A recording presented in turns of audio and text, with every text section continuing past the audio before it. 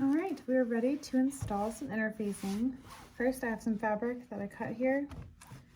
I am going to go ahead and just give it a once-over pressing. Make it nice and sharp. Then I'm going to separate the pieces with the right side down on the ironing board. Then I've got 2 pieces of fusible interfacing that I cut out. You cut it out just like any other fabric. You have to follow the grain line and everything. You've got this one side, which I hope you can see. It's got these really subtle bumps on the one side, and the other side's very smooth. So the bumpy side is the adhesive. That's the side I'm going to put down, matching onto my pattern piece for both.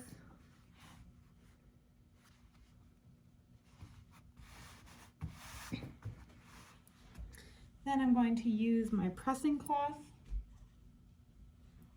Since it's adhesive and I don't want that adhesive to run on my iron at all, making it sticky for when I go to press other fabrics. Again, a pressing cloth is simply a piece of cotton, so it doesn't matter if you buy something marketed as a pressing cloth or if you just buy like a yard of cotton fabric or muslin.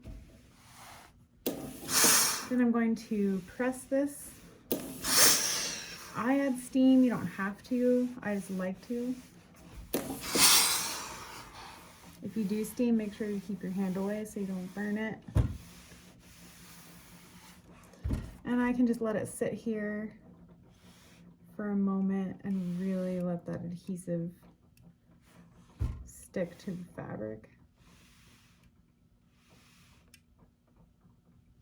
And then I just do a once over iron. And I end up with nice, crisp pieces of fabric with the interfacing on the other side. So it adds a layer of stiffness as well as filtration for my face masks in particular, which is why we've added it here. So now I'm going to pin these together as I normally would and proceed to sew it. And that's all you really need to know about interfacing. I should say about fusible interfacing, there is a sew-in interfacing as well. If you opt to buy sew-in interfacing, you simply cut it out and pin it in place to the fabric and just stitch it in as an additional layer. There's no ironing required. I think that's all, but if you have any questions, let me know.